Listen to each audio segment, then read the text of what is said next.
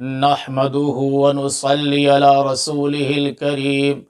أما بعد فأعوذ بالله من الشيطان الرجيم بسم الله الرحمن الرحيم يا أيها الذين آمنوا اتقوا الله ولتنظر نفس ما قدمت لغد واتقوا الله إن الله خبير بما تعملون صدق الله العلي العظيم۔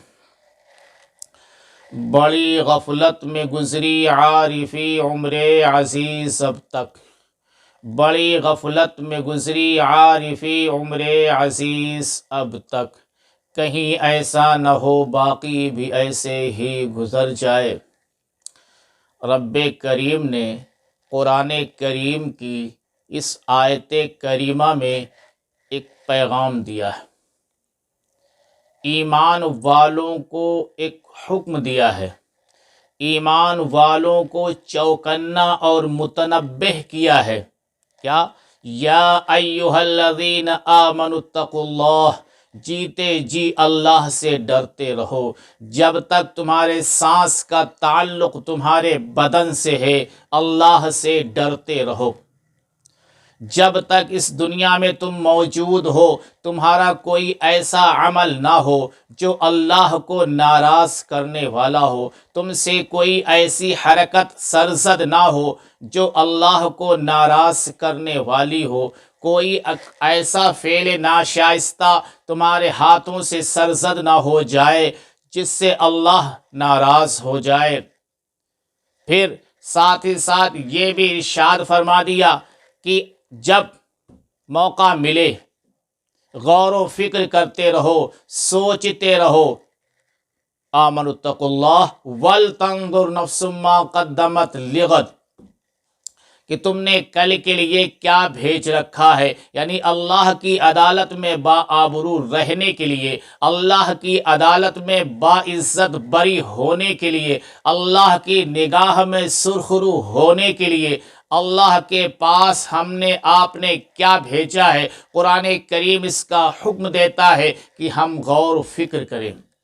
ہم اپنے دن کا بھی محاسبہ کریں، یعنی بستر سے اٹھنے سے لے کر دوبارہ بستر پہ آنے تک کا جو وقت گزرا ہے، جو لمحے گزرے ہیں، جو ساعتیں گزری ہیں، جو گھڑیاں گزری ہیں، جو گھنٹے گزرے ہیں، اس کا ہمیں محاسبہ کرنا ہے، اس کی ہمیں جانچ پڑتال کرنی ہے کہ ہم لوگوں کے بیچ میں بھی گئے، تنہائی میں بھی رہے، ہم نے وقت تنہائی میں بھی گزارا ہے، لوگوں کے ساتھ میں بھی گزارا ہے، اللہ کی اطاعت کے ساتھ بھی گزارا ہے، فرما برداری کے ساتھ بھی گزارا ہے، نافرمانی کے ساتھ بھی گزارا ہے۔ جو نافرمانی کے ساتھ گزارا ہے، آیا اس پر ہمیں کوئی ندامت ہے یا نہیں، اس پر ہمیں کوئی شرمندگی ہے یا نہیں، ہم اس کے لیے اللہ کے سامنے آنسو بہانے والے ہیں یا نہیں، اللہ کے سامنے عاجزی اور انکساری کرنے والے ہیں یا نہیں۔ اس کا ہمیں محاسبہ کرنا ہوگا، روزانہ محاسبہ کرنا ہوگا، ہمیں اسی طرح سے ہفتوں کا محاسبہ کرنا ہوگا، مہینوں کا محاسبہ کرنا ہوگا، سالوں کا بھی محاسبہ کرنا ہوگا کہ ہمارا یہ پورا سال گزر گیا، اس پورے سال میں ہم نے کتنی نیکیاں کمائی ہیں، ہم نے کتنی بدیاں کمائی ہیں، ہم نے اللہ کی کتنی نافرمانیاں کی ہیں، اللہ کی ہم نے کتنی اطاعت گزاری کی ہے۔ یہ ہمیں سوچنا ہے، سال کے اعتبار سے بھی سوچنا ہے، اور مہینے کے بھی اعتبار سے سوچنا ہے، ہفتے کے اعتبار سے بھی سوچنا ہے، اور دن کے اعتبار سے بھی سوچنا ہے۔ ہمیں دن کے اعتبار سے بھی سوچنا ہے کہ ہم نے جو پورا دن گزارا ہے اس میں ہم نے کتنی نیکیاں کی ہیں، پورے سال کو بھی، پوری زندگی کو بھی، کہ آج ہماری اتنے سال کی عمر ہو چکی ہے، اتنے سال کی عمر میں ہم نے کتنی نمازیں پڑھی ہیں اور ہم نے کتنی نمازیں ضائع کی ہیں، اتنی عمر میں ہم نے کتنی مرتبہ بخل سے کام لیا ہے اور ہم نے زکوٰۃ دینے میں کوتاہی برتی ہے، ہماری اتنی عمر ہو چکی ہے، حج ہم پر فرض ہو چکا ہے لیکن ہم نے حج کیوں نہیں کیا ہے، اسی طرح سے اور دوسرے اعمال صالحہ اتنی عمر میں ہمارے سامنے آئے، ان کو ہم صحیح طرح سے انجام دے سکتے تھے لیکن ہم نے ان صحیح اعمال کو انجام نہیں دیا، اللہ کی فرما برداری نہیں کی، رسول اللہ صلی اللہ علیہ وسلم سے وفاداری نہیں کی۔ اس کے بارے میں ہمیں سوچنا ہوگا جو ہم نے نافرمانیاں کی ہیں اس کے بارے میں ہمیں سوچنا ہے، اور جیتے جی اس کے بارے میں اللہ تبارک و تعالیٰ سے معافی تلافی کرنی ہے، اللہ کے سامنے رونا ہے، اللہ کے سامنے گڑ گڑانا ہے۔ سال پورا ہونے پر ہمیں اپنا محاسبہ کرنا ہے، مہینہ پورا ہونے پر بھی محاسبہ کرنا ہے، ہفتہ پورا ہونے پر بھی محاسبہ کرنا ہے، دن پورا ہونے پر بھی محاسبہ کرنا ہے۔ سال کے پورا ہونے پر سالگرہ نہیں منانی ہے، سالگرہ منانا یہ بے وقوفوں کی علامت ہے، سالگرہ منانا یہ احمقوں اور نادانوں کا طریقہ ہے۔ ہماری شریعت میں سالگرہ کی کوئی حقیقت نہیں ہے، کوئی حیثیت نہیں ہے۔ وقت کی آمد کی خوشی منانا، سال کے آنے کی خوشی منانا، یہ انتہائی حماقت کی بات ہے۔ ہمیں تو اپنا پچھلا زمانہ دیکھنا ہے، ہمیں تو گزرا ہوا زمانہ دیکھنا ہے کہ ہم نے گزرے ہوئے زمانے میں کیا کچھ کیا ہے۔ کہیں ایسا تو نہیں ہے کہ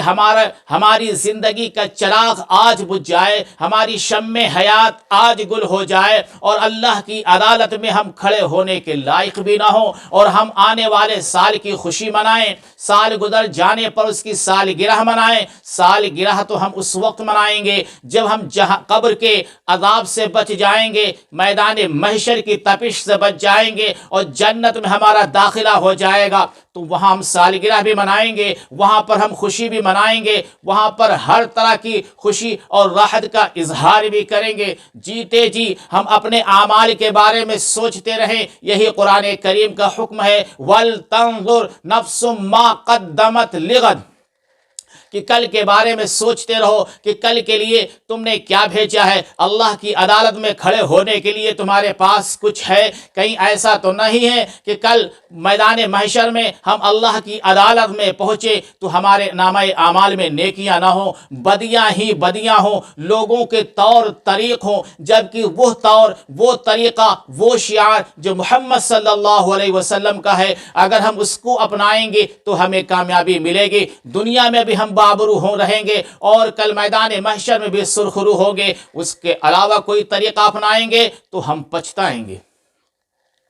نبی کریم علیہ السلام سے عائشہ صدیقہ رضی اللہ تعالیٰ عنہ سوال کرتی ہیں کہ قرآن کریم میں ہے والذین یؤتون ما آتوا وقلوبہم وجلۃ انہم الی ربہم راجعون، اس سے کون لوگ مراد ہیں؟ کیا اس سے وہ لوگ مراد ہیں جو کام کرتے ہیں لیکن شراب پیتے ہیں، زنا کرتے ہیں اور پھر ڈرتے ہیں؟ تو نبی کریم علیہ السلام نے فرمایا نہیں اے صدیق کی بیٹی، اس سے مراد وہ لوگ ہیں جو نماز بھی پڑھتے ہیں، روزہ بھی رکھتے ہیں، اور اسی طرح سے دوسری اطاعت و فرما برداری بھی کرتے ہیں، صدقہ خیرات بھی کرتے ہیں، لیکن ڈرتے رہتے ہیں کہ کہیں اللہ ناراض نہ ہو جائے، کہیں اللہ تبارک و تعالی ہماری عبادت کو ہمارے منہ پر نہ پھینک مارے، اس طرح سے ڈرتے ہیں۔ تو ایک تو وہ تھے جن کا قرآن کریم میں یہ ذکر ہے کہ نیک اعمال کرنے کے ساتھ بھی ڈرتے ہیں، نماز پڑھتے ہیں پھر بھی ڈرتے ہیں، روزہ رکھتے ہیں پھر بھی ڈرتے ہیں، حج کرتے ہیں پھر بھی ڈرتے ہیں، صدقہ خیرات کرتے ہیں پھر بھی ڈرتے ہیں کہ کہیں اللہ ناراض نہ ہو جائے اور ہماری عبادات، اطاعت، فرما برداری کو رد نہ فرما دے۔ ایک ہم ہیں کہ گناہ پر گناہ کرتے ہیں، نمازیں ہم ضائع کرتے ہیں، اعمال صالحہ ہم نہیں کرتے ہیں، زکوٰۃ دینے میں بخل سے کام لیتے ہیں، زکوٰۃ دینے میں کوتاہی کرتے ہیں، اسی طرح دوسرے اعمال سے جان چراتے ہیں، اور اس کے بعد ہم اس پر سالگرہ بھی مناتے ہیں، اور یہ ہم سمجھتے ہیں کہ ہم محمدی ہیں، ہم تو محمد صلی اللہ علیہ وسلم کے ماننے والے ہیں۔ یہ محمد صلی اللہ علیہ وسلم کو ماننا نہیں، یہ محمد صلی اللہ علیہ وسلم کی شریعت کا مذاق اڑانا ہے کہ قرآن کریم تو یہ کہتا ہے پچھلے زمانے کا بھی خیال رکھو کہ پچھلے زمانے میں جو تم نے نیکیاں کی ہیں، اللہ کی عدالت میں بھیجی ہیں، اللہ کی بارگاہ میں بھیجی ہیں، وہ قابل قبول ہیں یا نہیں، اس بارے میں ڈرتے رہو، اس بارے میں فکر کرتے رہو، اور ہم اعمال صالحہ انجام نہ دیں، گناہ پر گناہ کریں، اور سال پورا ہونے پر سالگرہ منائیں، اور آئندہ سال، آنے والے سال کا ہم استقبال کریں۔ یہ حماقت ہے۔ آئندہ سال کس نے دیکھا ہے؟ کل کی باتیں کریں گے کل والے، وجد تم آج ہی کی بات کرو، کل کون زندہ رہے گا، جو رہے گا وہ خوشی مناتا رہے گا. ہمیں تو بھروسہ نہیں, ہمیں تو یقین نہیں کہ کل ہم زندہ رہیں گے, کل سال آئے گا اس کی ہم خوشی منائیں گے. نہیں, یہ کچھ نہیں. ہم جو گزار چکے ہیں, جو ہم زمانہ گزار چکے ہیں, جو ہم زندگی گزار چکے ہیں, جو ہم سال گزار چکے ہیں, جو ہم مہینے گزار چکے ہیں, جو ہم ہفتے گزار چکے ہیں, ان ہفتوں کی, مہینوں کی, سالوں کی جانچ پڑتال کریں, اس کا محاسبہ کریں کہ اس میں کتنی نیکیاں ہیں جو اللہ کی عدالت میں قابل قبول ہو سکتی ہیں, کتنے گناہ ہیں جو ہمیں ہلاک کر سکتے ہیں کہ ایک گناہ کبیرہ بھی ہلاک کرنے کے لیے کافی ہے. اس میں سینکڑوں گناہ ہیں. ان گناہوں کے لیے اللہ تبارک و تعالیٰ کے دربار میں حاضری دیں, اللہ تبارک و تعالیٰ کے سامنے ہاتھ پھیلائیں, دامن پساریں, آنسو بہائیں, گڑ گڑائیں, عاجزی کریں, انکساری کریں, گناہوں کا اعتراف کریں, اقبالی مجرم بنیں, اور پھر اللہ تبارک و تعالیٰ سے دعا کریں, درخواست کریں کہ مولا جو خطائیں ہوئیں, جو لغزشیں ہوئیں وہ معاف فرما, آئندہ جو زندگی باقی رہ گئی ہے اس کو نیک بنا دے, صالح بنا دے, اچھے اعمال کرنے, اعمال صالحہ انجام دینے کی ہمیں قدم قدم پر توفیق عنایت فرمائے. اس طرح کی دعا کرنی چاہیے, نہ کہ بکواس اور فضولیات میں لگ کر کے سالگرہ منائے, آنے والے سال کا استقبال کرے. نہیں, یہ حماقت ہے, بے وقوفی ہے, نادانی ہے, جہالت ہے, سفاہت ہے.